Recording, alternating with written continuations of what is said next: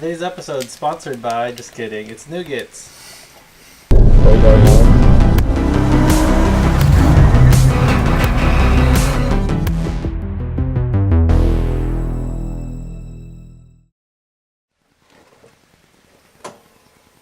How many times is this hood gonna keep coming up, man?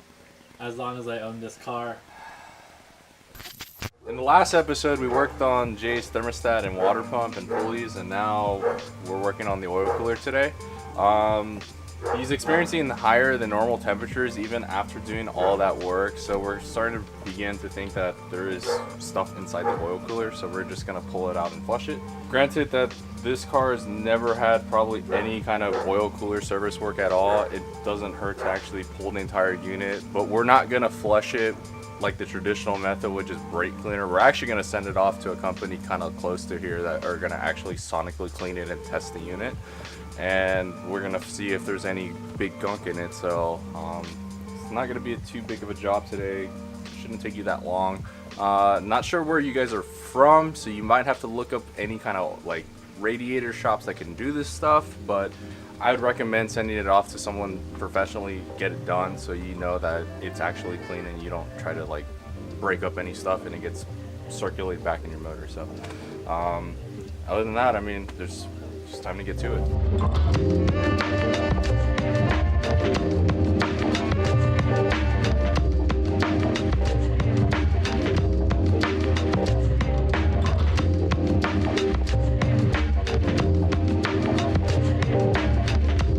These are the tools you're going to need to do the oil cooler swap install. As you can see, it doesn't really take much. First things first is you want to jack up the car safely, so get a nice rated jack and two floor jack stands. You'll need about 2 quarts of BMW 10 weight 60 on these cars. A bit of it's going to come out, so you want to make sure to top it off after you put it back in. You'll need a T40 socket bit, a T25 socket bit, a small extension to get to the T40 bolt that's holding on the 2 oil cooler lines to the oil cooler, a 3/8 ratchet, and an 8mm with an impact or a ratchet. Either works fine to get the under tray off. And use a drain pan to catch all the oil that's going to come out, because the bit's going to come out once you take the lines off. But other than that, it doesn't take that many tools, special tools at least, to do this job. So now that we have a rundown of what stuff you're going to need, let's just get to it. If you don't got a gym membership or you can't afford one, just work on cars. It's a good workout. I think it's actually cheaper to have a gym membership than on a car. I don't know, man. Be sure to respond to comments on our videos. We'll get back to you 24 to 48 hours. It's been like 3 months.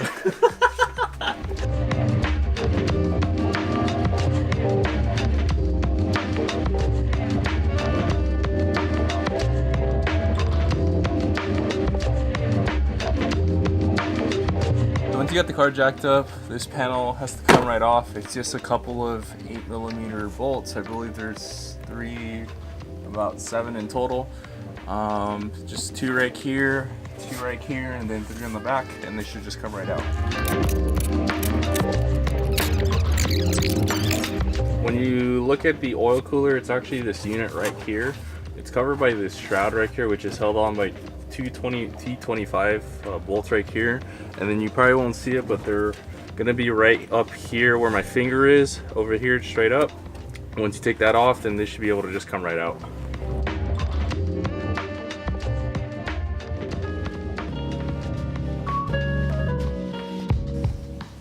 Before you remove the 2 T25 bolts here, make sure to crack open this T40 bolt right here that holds the oil cooler lines. It'll be a little more difficult if you loosen all this and then you try to loosen that, so make sure you do that first.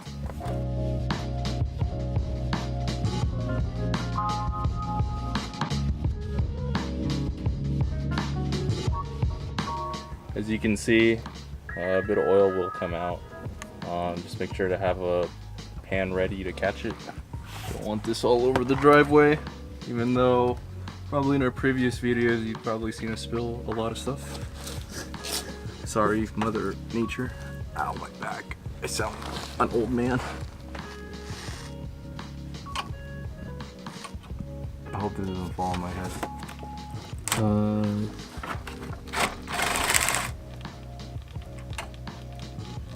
Hope I don't get oil in my hair either.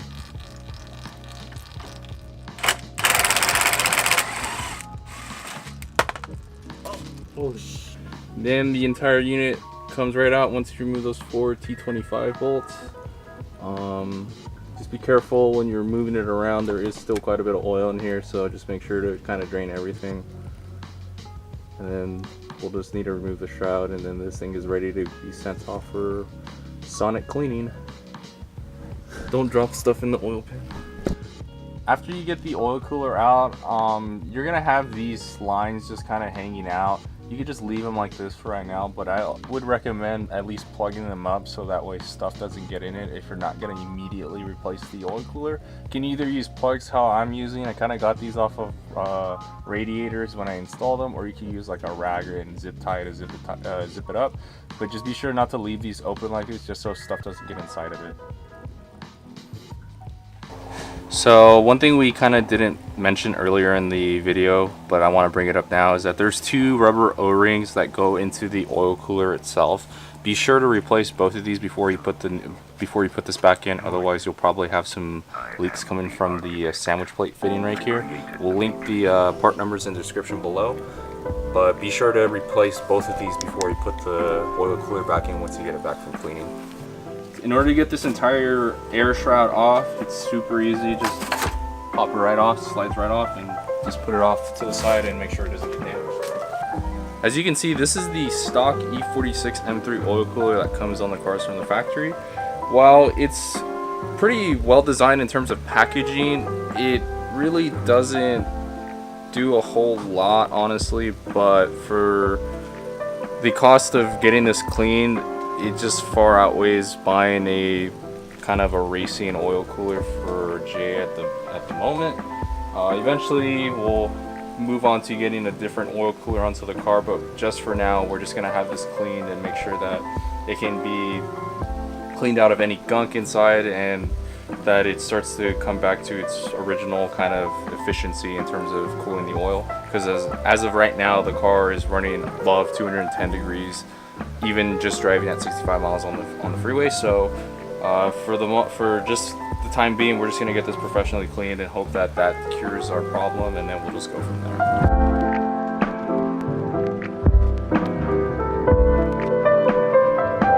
While we're getting it cleaned, we're not 100% sure if this is gonna fix the kind of higher oil temperatures